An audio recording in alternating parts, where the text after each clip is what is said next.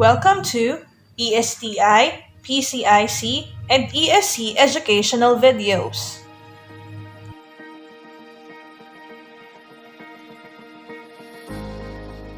Fallacies. On the other hand, a fallacy is a defect in an argument other than its having false premises. To detect fallacies, it is required to examine the argument's content.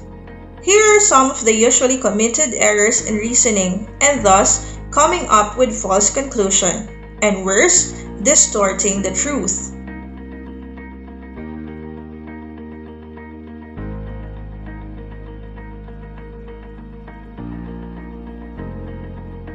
Wave Beats Music. Appeal to pity or argumentum ad misericordiam. A specific kind of appeal to emotion in which someone tries to win support for an argument or idea by exploiting his or her opponent's feelings of pity or guilt.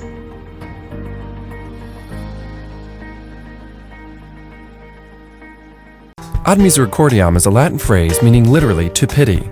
It refers to a logical fallacy, or in other words, a bad argument.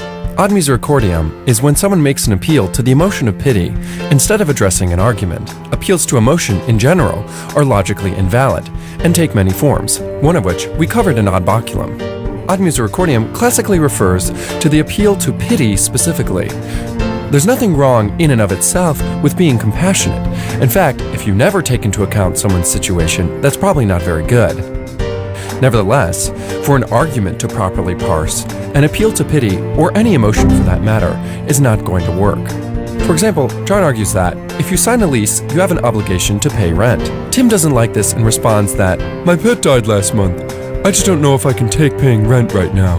While it is sad that his pet died, that has no logical bearing on whether or not he has an obligation to pay rent.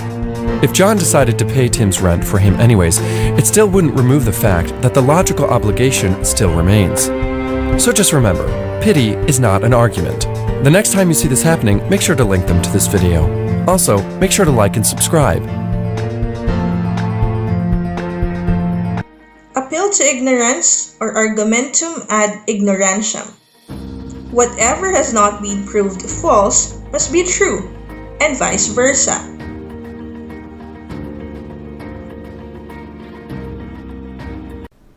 Hello.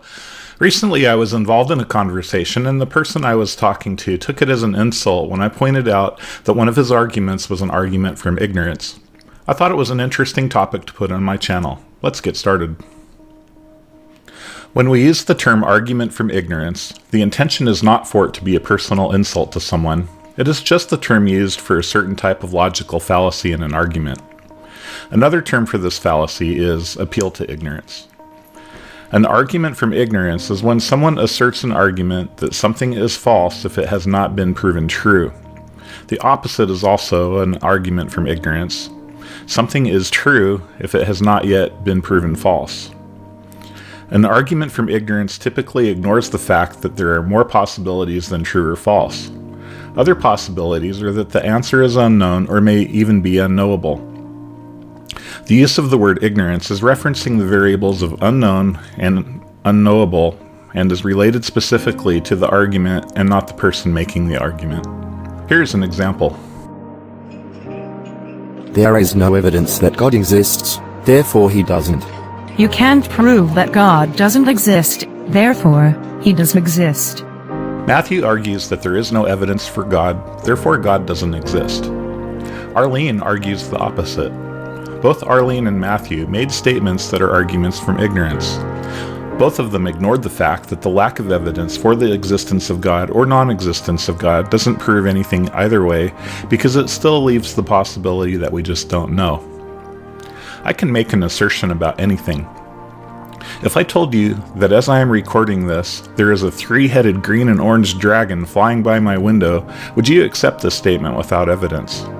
If you can't prove me wrong, does that demonstrate that it actually did occur? Here is another simple and common example. On my desk, I have a jar of jelly beans. In conversation, I tell you that although I never counted them, I know that there are an even number of jelly beans in this jar. I just believe it to be true. Would you accept my statement? Most importantly, does the fact that you don't accept my statement prove that the number of jelly beans is actually odd? You would be unwise to accept my statement that the number is even without us actually counting them, which means the actual number of jelly beans is unknown until they are counted. If we began to count them, and while we're doing so, I grab a handful of them and eat them, now we are in a situation that the number of beans that were in the jar is now unknowable. In the end, neither one of us has to be ignorant, other than in reference to what the actual truth was. Thank you for watching. Thank you for watching. I look forward to your comments, likes, dislikes, and especially your subscription. If you find errors in what I have presented, please let me know in the comment section. Errors that significantly affect the outcome of the video will result in reproduction or an update video. Minor errors will be published in the description section. The parts of this video not produced by me are used under the Fair Use Act.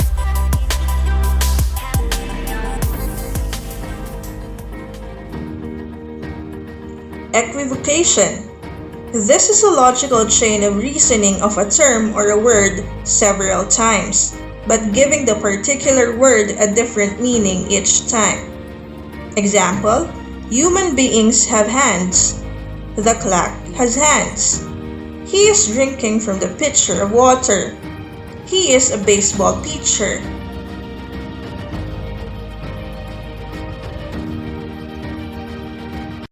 Equivocation. When a key term has one meaning in one part of an argument and another meaning in another part. Marge, I had a lot of calls about you. Customers love your no-pressure approach.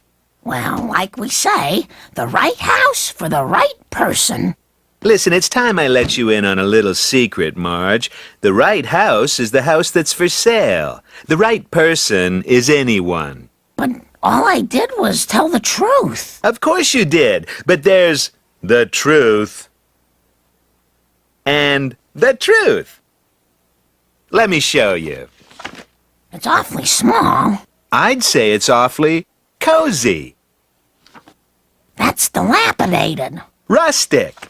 That house is on fire. Motivated seller. That's a beauty. Forget about that house. That's the murder house. Oh, I remember. Mrs. Astor was very lucky. Well, no one expects you to sell that house, but you better sell something. Because cubicles are for closers, Marge. Anybody who doesn't sell a house their first week gets fired. I probably should have mentioned that earlier. In this clip, Lionel Hutz uses the word truth to mean two different things in the same argument. When he begins, truth means saying something factual, but he later defines the truth as a misleading representation or a straight-up lie. Use of the same term to mean two different things allows Hutz to cover up the fact that he is indeed lying. By using the word truth to mean both truth and lies, Lionel Hutz uses equivocation. Subscribe to Colburn Classroom and be on the lookout for new videos. Composition. This infers that something is true of the whole from the fact that is true of some part of the whole.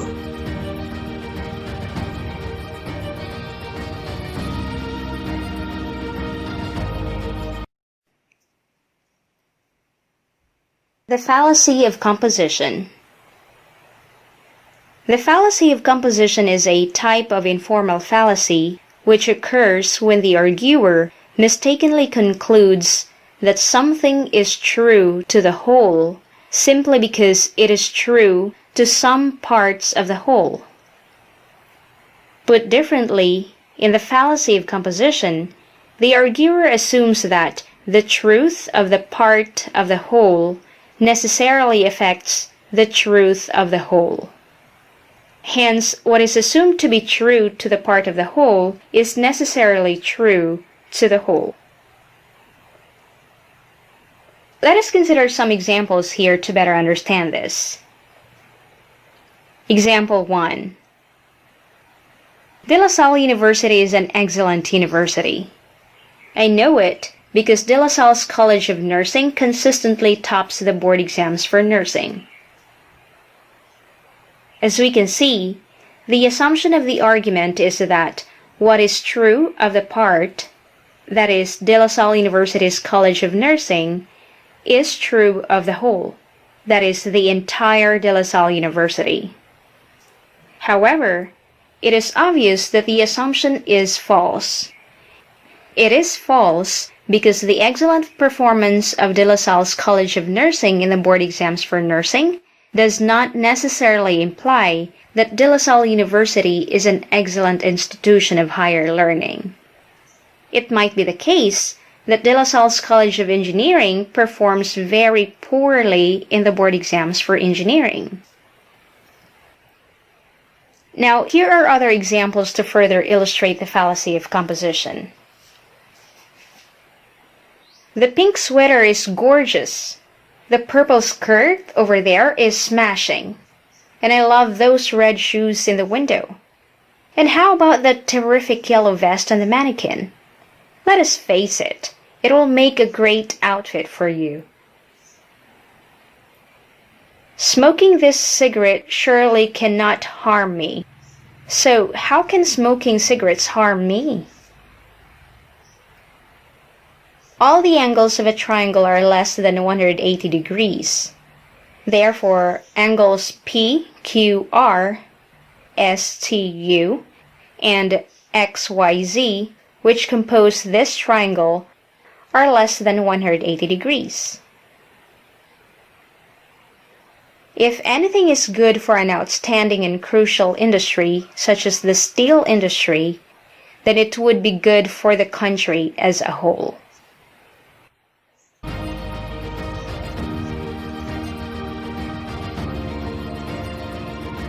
Fallacy of division. One reasons logically that something true of a thing must also be true of all or some of its parts.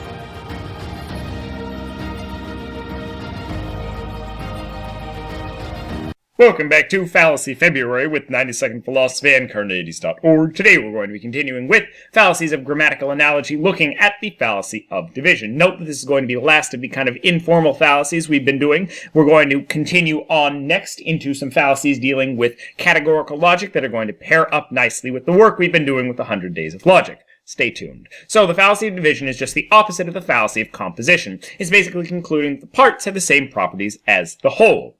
It's fallacious for the same reasons that the fallacy of composition is. It's just going in the opposite direction. Let's take a look at some examples. So, water is a very safe compound that puts out fires. Therefore, hydrogen and oxygen must be safe compounds that also put out fires. If you've ever taken a balloon of hydrogen and oxygen and put some fire next to it, you'll know this is fallacious. So, this book is very heavy, therefore all the pages must be heavy. Should be clear why that's a problem. All of the coins from ancient Rome have almost disappeared. This coin is from ancient Rome. Therefore, this coin has almost disappeared. This is a little bit different. It's clearly fallacious as well. That coin is not going to disappear just because all of the other coins are disappearing. It also is a problem with statistics. The average American family has 2.5 children. The Jeffersons are an average American family. Therefore, the Jeffersons have 2.5 children. Clearly, unless people have half a child, this is not the case. So that was the fallacy of division. Also today is the modern square of opposition. Yesterday was the fallacy of composition and contradictory and undetermined. Tomorrow is going to be illicit conversion as well as conversion, matching up nicely with our categorical logic work. Watch a new video every single day for 100 days here at Carneades.org. Stay skeptical, everybody. Argumentum ad hominem, or against the person. This fallacy attempts to link the validity of a premise to a characteristic or belief of the person advocating the premise. However, in some instances, questions of personal conduct, character, motives, and etc. are legitimate irrelevant to the issue.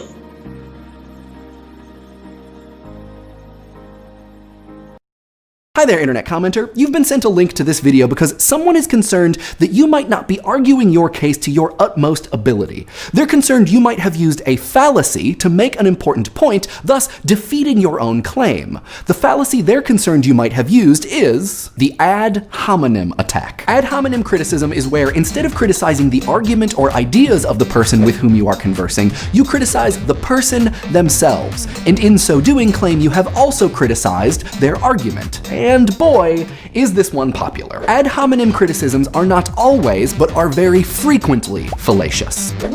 Unless the character or actions of the person making an argument are directly related to the matter at hand, criticizing them and not their ideas is a fallacy. Ad hominem attacks are the bread and butter of political advertising. Criticizing a candidate and saying that because their character is bad, their ideas and policies are also bad. John Smith literally hates little children, and so his ideas about salmon fishery safety regulations are wrong. Dead wrong. A related fallacy is tu quo qui, where it is argued that a person making an argument has behaved in a way inconsistent with that argument. Their behavior might be inconsistent, but it doesn't necessarily make their argument wrong. For example, it's really important for fast food restaurants to be clear about the salt, fat, and sugar content of their food, doubly so because of how cheap it is. Obesity is a real problem in America. What business do you have asking companies to disclose this stuff? I saw you eat 2 Big Macs and drink 34 ounces of Hi-C orange lava burst yesterday. This is an ad hominem tu quo qui attack. Mike argues for the presence of certain dietary information, and Straw Mike says that based on his behavior, he lacks the authority to do so. Straw Mike's response doesn't at all approach the point Mike is making, though. Mike is arguing that if certain dietary information were widely available, it's possible that an effect on obesity would occur. Ad hominem attacks make it so the person being attacked suddenly has to defend their character, and not their ideas, when in fact their character has no bearing on the conversation whatsoever. And also, it's mean. You seem like a nice person. No need for insults. I hope this description of the ad hominem attack has been helpful. Happy conversing. Appeal to force, or argumentum ad baculum. An argument where force, coercion, or the threat of force is given as a justification for a conclusion.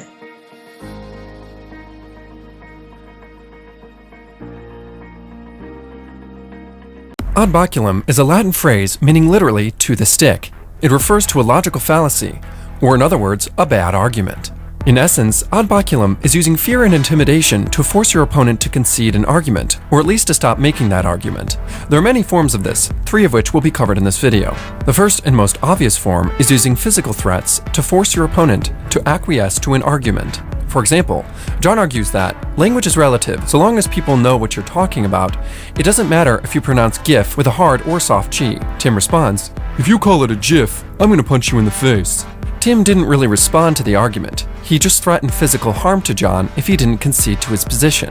Another common form of ad baculum is using the force of one's authority or position to force an opponent to concede. John argues that using tabs during coding reduces file sizes and takes less energy to type. Therefore, we should institute that as a company policy. Steve, John's boss, responds, "If you use tabs while coding at this company, you will need to find another company to work for." Steve didn't really respond to John's argument. He merely threatened John's financial well-being as an attempt to force him to concede the argument. A third, and perhaps the most common form of ad baculum, is to use social consequences as a means of getting an opponent to concede an argument. For example, John argues that his opposition to certain laws are founded on the concept of individual rights balanced against the common good. Tim doesn't like the policies that John argues for, and instead states that anyone who believes something so stupid is a wimpy bigot, and I'll do everything I can to let everyone know that. Tim didn't really address the argument John was making. He merely tried to induce shame in his opponent and the threat of social alienation as a means of getting him to give it up. There are many subtle forms of ad baculum. However, what unites them all is trying to use fear and intimidation rather than reason to win an argument. So just remember, threats are not an argument. We all do this on some level, so the next time you see this happening, especially if you agree with the conclusions, make sure to link them to this video. Also, make sure to like and subscribe. Argumentum ad populum, or appeal to the people. An argument that appeals or exploits people's vanities, desire for esteem, and anchoring on popularity.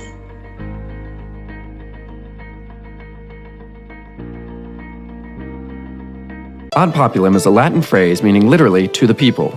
It refers to a logical fallacy, or in other words, a bad argument. Ad populum is when someone makes an argument that something is true because many or most people believe it. For example, Tim argues that the moon must be made of cheese because most people believe it is. Tim's argument is invalid. It is irrelevant how many people believe something. The number of people believing in something does not make it true. Everyone that ever lived could believe that the moon is made of cheese, but that still wouldn't make it true. Likewise, it doesn't matter how many people believe something is right, wrong, good, bad, true, false, moral, ethical, scientific, historical, religious, spiritual, important, unimportant, or whatever. That has no logical bearing on whether or not it actually is. So just remember, a consensus is not an argument. So the next time you see this happening in a discussion, make sure to link them to this video. False cause or post hoc. Since that event followed this one, that event must have been caused by this one. This fallacy is also referred to as coincidental correlation or correlation, not causation.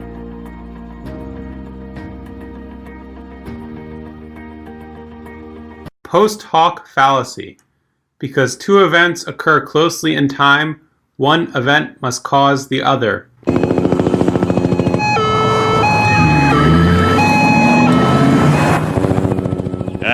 Not a bear in sight. The Bear Patrol must be working like a charm. That's specious reasoning, Dad. Thank you, honey.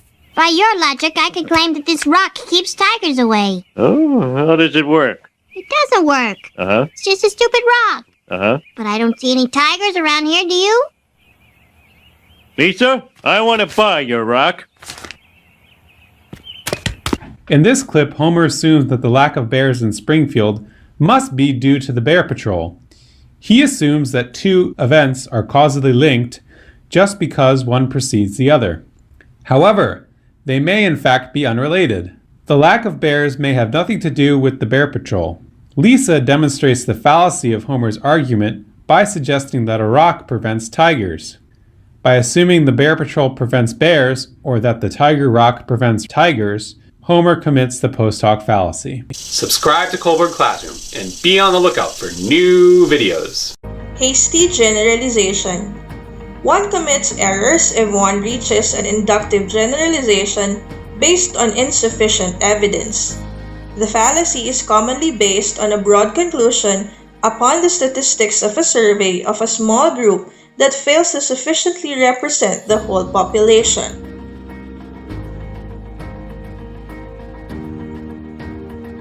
Hasty generalization.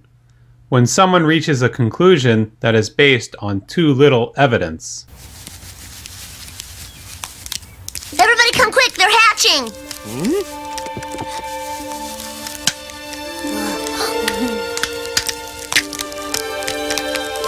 I see a foot! I see an eye! I see a neck! I see a horn! A horn?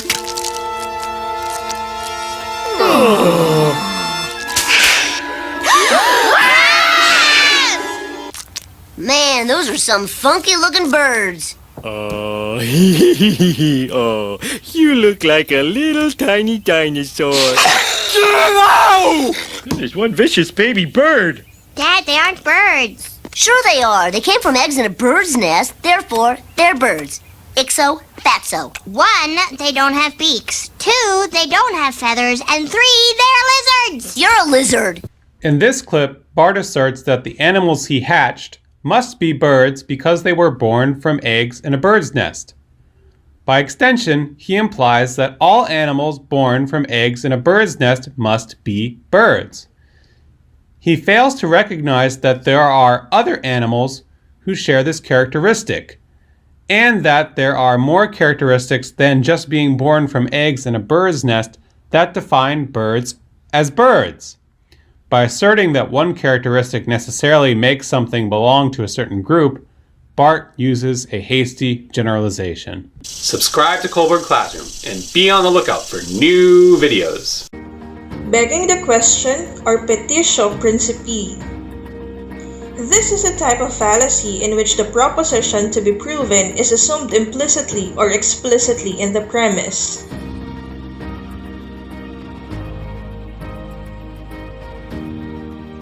Circular reasoning. When someone supports a statement by restating it in different terms. What am I doing? What will I do? The politics of failure have failed. We need to make them work again.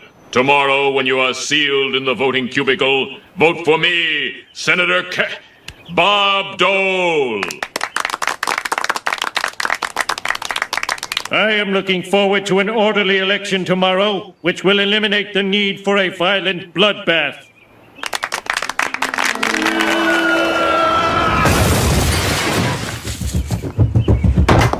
America, take a good look at your beloved candidates. They're nothing but hideous space reptiles.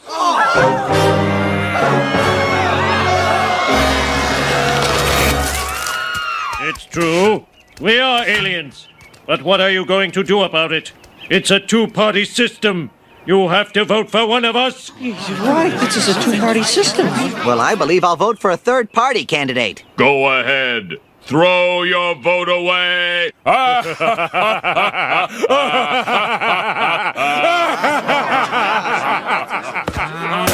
In this clip, Kang and Kodos convince the humans not to vote for a third-party candidate by asserting that it would be a waste of their vote.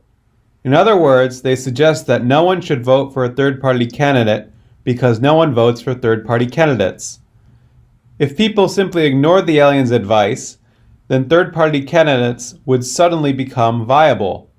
By supporting a statement by restating it in different terms, Kang and Kodos apply circular reasoning.